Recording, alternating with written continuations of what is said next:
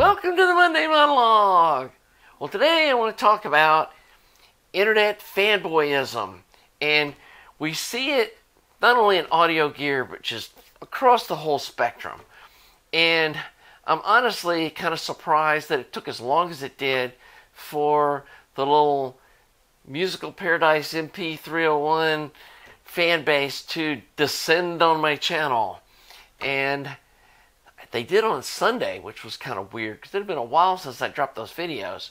And first I was like, did somebody in one of the fanboy forums, drop the video there, or what exactly happened? But it turned out that some YouTuber in Germany was trash talking me and linked my logo and talked about my videos and was saying basically I didn't know what I was talking about and blah blah blah blah blah. And then Sunday afternoon I get about 15 comments in my videos, and then got about 10 emails, people just talking smack and whatever. And I'm just like, okay, y'all finally found out that I'm not a super fan of your thing that you're fanboying on.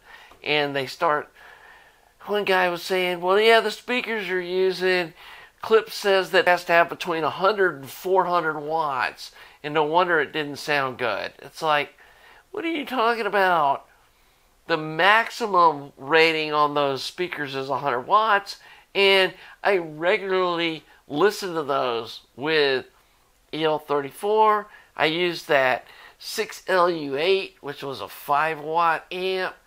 I use a 300B amp with it. even 4 watts is plenty. Now 2 isn't. And we ran into that with the little Deckware EL84 amp that it kind of peters out with those speakers at the sound pressure levels that I listen to. And then some other guy was commenting about, oh, that amp sounds great. I've got these super high efficiency speakers and I listen at 65 dB in-room volume. And 65 dB is like, that's 10 dBs over the noise floor in my house. I can't believe people actually critically listen to music at 65 dBs, but maybe they do. Anyway, the whole thing just got weird, and then this other YouTuber was trash talking me, but then he started explaining to his viewers how that MP301 is a single-ended triode amp, and that's why it needs these super efficient speakers, and that I'm an idiot for thinking that it would work with just normal speakers. Well, for one thing, it's a single-ended ultralinear or screen-tapped pentode. It's not a single-ended triode. And the website says that you can use 4 to 8 ohm speakers on the one tap. It doesn't say 8 to 16 ohms, or that they have to be super efficient 100 dB plus speakers, kind of like that little Deckware amp really thrives on. And they say it's got 6.5 watts at less than 1% distortion, which just isn't the case. So anyway, watching these folks just foaming at the mouth defending this amp and lying about like what I did, and I kept saying over and over, it's like, man, guys, these videos that you're talking about where I'm showing the measurements, there's not even any speakers hooked up to the amplifier. Why do y'all keep talking about speakers? I've got 8 ohm non-inductive dummy loads hooked to the output, and I'm measuring the frequency response and the voltage going into dummy loads.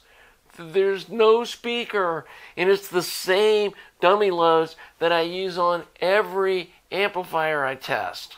And so, yeah, it's interesting watching these fanboys just freak out when someone actually tests something that they're all fanboying about or fangirling. And I was having to use like the CC feature would translate to like semi understand what this German YouTuber was saying. And I'm not going to say his name. I'm not going to link his channel. I don't want y'all going over there and doing anything. Like, he's got a right to say whatever he wants, but I did find it interesting that he mentions me by name and then flashes my logo on his screen without even contacting me or asking me if it's okay to use my branding on his channel. But I did find it interesting that, again, like, he was misrepresenting what the amp is, claiming that he talked to the owner and that they were all crying about that I got them all upset, and then he said something weird about how, well, I'm not a negative person. I'm a positive person, and I would never do anything like that. It's like, no, I'm a negative person. I feel like I'm a truthful person. And giving stuff praise when it deserves praise. Like the little Yamaha A70. Once you put the little Sparko op amps in it. Freaking great little amp. The same thing with that Rysong amp. Once you do the mods to it, that's a really good sounding little amp for people on a budget. But I'm also not going to just candy coat everything that comes across my desk. And I'm also not going to give what would be perceived as a negative review of something if I can't back up what I'm saying. And not going to say the manufacturer because, again, I don't want to say anything negative about their products or perceived as negative. But I had somebody send me a couple of these Class D, with the brick inside it, 350 watt amps, and I've got no way to test those things. I mean, first off, the dummy load I have is only good for 100 watts, so I'd blow up my dummy load if I tried to just let the test run on it. And my Analog Discovery 2 really doesn't like running on those Class D amps where the negative's not grounded.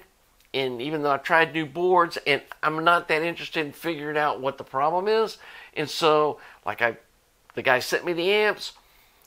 I honestly wasn't real crazy about how they sounded, and I felt like that the amps were being operated so low in their power range that they weren't really thriving, and I didn't have any speakers that were inefficient enough to really make the amp work, and so I just emailed the guy back. It's like, look, I don't really have the stuff here to test these things or the right kind of speakers.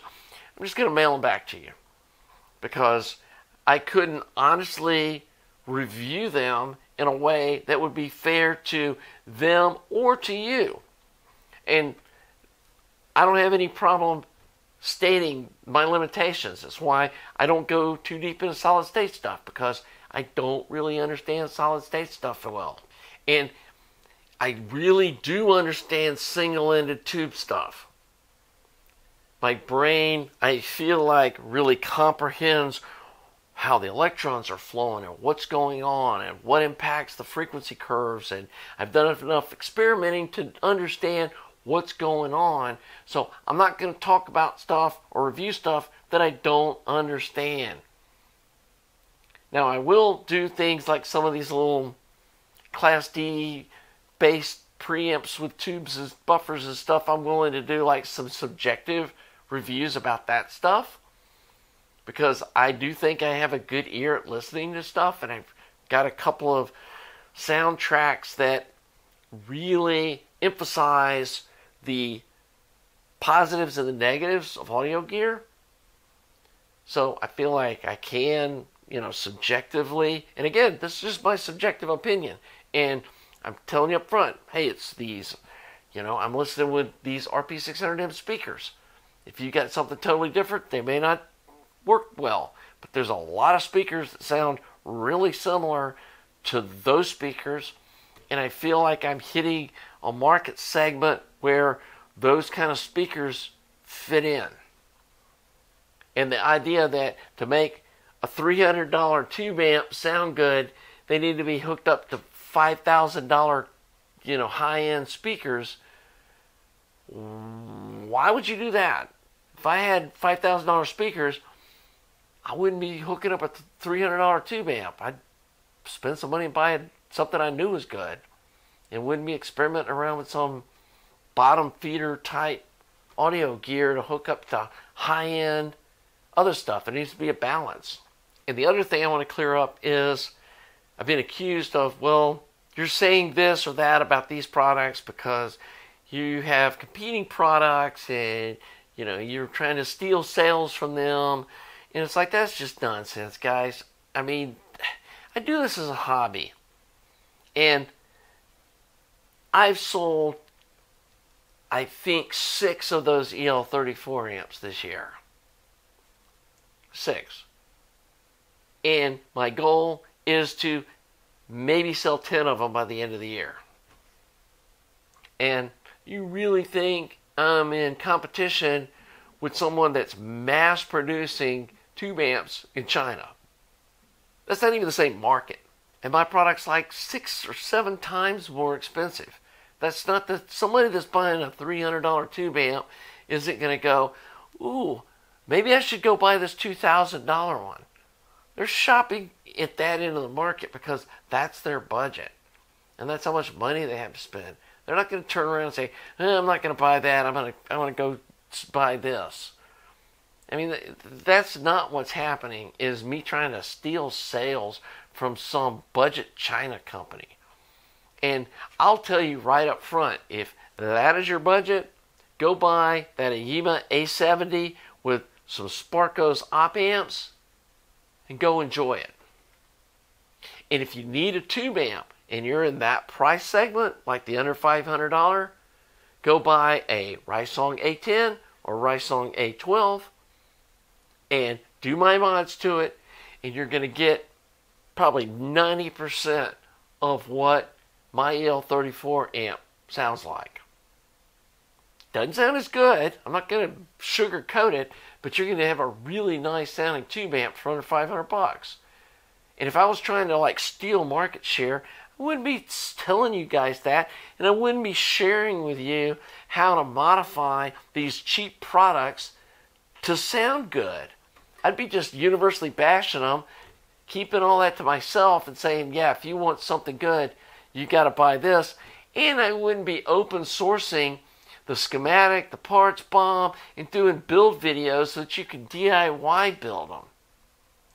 Like the 300B amp that I did a video on earlier today about the Horizon tubes. I've shown you guys how to build that amp. And I put everything out on the internet how to build it.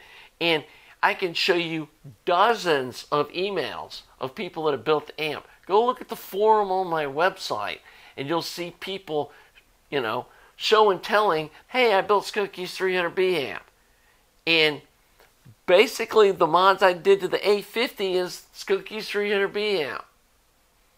I don't sell parts, I don't sell kits, but I'm happy that other people are getting audio enjoyment by building my stuff, and you guys watching my channel and some subbing and all that stuff is, enough for my ego to feel good about sharing this with you guys. And that's all I'm doing here. So anyway, enough about that mess. You're probably thinking, hey Skookie, what's this you got in front of you? Well, I know you guys want to see that 6C33C amp. I haven't forgot about you guys. Somebody was like, you just left us hanging. And it's like, hey, I left myself hanging too. Went on vacation, had some other things. Actually been dealing with some tendonitis in my elbow, which I blame myself for that, for being stupid and not buying a drill press earlier this year. I went and bought a drill press last week, and yeah, a little overuse injury, so I'm kind of recovering from that. But this is something people have asked about, is revisiting the Blue Glow Kegger KT88 whole build thing. And I have learned some stuff since then. I've learned out a better way to lay out the power supply. We're going to do the power supply almost identical to what I'm doing in my EL34 amps now, except we're adding a choke instead of putting a resistor in series for the second stage of filtering. The guy that commissioned this, and I'm sorry, Middle Earth, it's been a long time, but he's been very patient. He bought a color preamp and he bought a phono stage from me. He wanted to buy an EL34 amp, and I'm like, I don't know about a color preamp driving that EL34. That's not really a good combination. But one of these KT88 amps will be. And so he said, hey, I want you to lay this thing out like form follows function.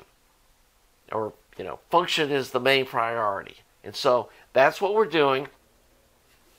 See, I've left this big gap here between the power supply and the audio signal. KT88 tubes are put up here kind of close together up in the front. Well, there's enough spacing to their spec, but they're put up kind of forward. We're going to have two 6EJ7 driver tubes. That's the switch. We're not going to do that specific blue glow. I think it is a 6DJ8. We're going to be using two 6EJ7s triode strapped. And just like my KT120s, we're going to be running high voltage, lower current. We're going to put the cathode resistors on the top of the chassis. We did the little hole drilling around the tube sockets, which I don't normally do on my EL34s, but the KT88s, I think that is helpful. And we're going to have a single input in the back, no volume control. It's going to be a power amp to be driven by a color preamp. We're going to be kind of doing snapshots of this build. I may do a little bit of like kind of soldering, ASMR kind of videos for the folks that like that kind of stuff. But I need to get the fab work done on the chassis. Again, my elbow's been a little sore, so I'm kind of pacing myself. But I've got most of the tube sockets, got all the transformer holes drilled. We're going to be using some 25 watt 5K ed cores that came out of my 300B amp.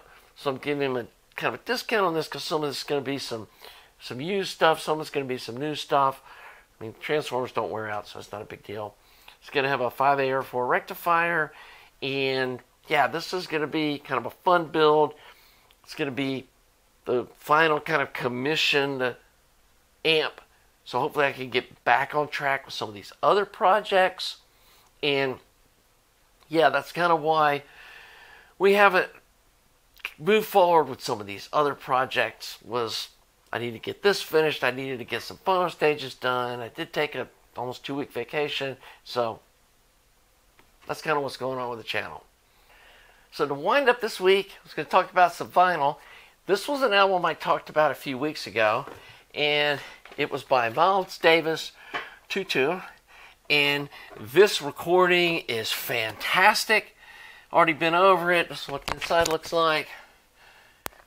Just really fun music. And it's recorded, it's mastered great. I think Kevin Gray did this copy. It was at Rhino. High Fidelity has this. Super great album. Thoroughly enjoyed it. So I thought, let's look at some of this other Miles Davis stuff. So I decided to hunt down a copy of Bitches Brew. And, this was a critically acclaimed, it's kind of a groundbreaking album and stuff. And Mobile Fidelity Sound Labs was supposed to have a really good version of this. So I found a sealed copy of this, and I was super excited. And, man, what a disappointment. I mean, maybe I need to just spend some time listening to it. But it kind of reminds me of going to the art museum and some of the modern art I see that I just don't get. And I'm sure some people get it, but like I see a painting that's like 3 stripes of color, and I'm thinking to myself, okay, I've sat here for 5 minutes and I don't get it. And that's what I feel like with Bitches Brew. It just feels so random, and there's not any rhythm, or it's almost, I don't know. I just don't get it. And I'm going to give it some time and listen through it a few times. Maybe put it on the shelf, come back to it. I mean, I know Miles Davis is a great performer, and the people that are on this album are great music artists, but yeah, I just don't get it. So leave in the comments below if you've listened to this and what you think of it. Because it's totally, I mean, like, this is so different than this. that, again, I was just kind of disappointed. And, you know, the audio quality of this vinyl is freaking amazing. I mean, it's super clear and crisp and no surface noise and all that stuff, everything you expect. But, yeah, it's just weird. And not my taste. So, probably should have streamed it and listened to it before I bought it. But, hey, that's my bad. Anyway, maybe this will force me to try to learn to understand what this is about. So I appreciate you watching my channel. Hope you enjoy this content. If you do, please subscribe. Please like the video. Thanks to all you Patreon folks. Also you folks that make direct donations or send me vinyl to listen to. I really appreciate that. It expands my horizons of different kinds of jazz music. And that's always fun.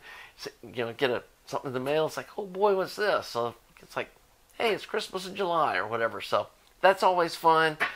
And I also appreciate your patience on some of these projects that I kind of start and look like they've stalled. They're not dead. I just got to get caught up on some other stuff. And there is a little bit of issue sometimes with getting these orders and stuff that people, you know, want to buy from me versus creating content for the channel. And I'm trying to do a mix of that. I hope I'm doing an okay balance. So that's all I can say about that. So, anyway, we will see you next week for the Monday Monologue.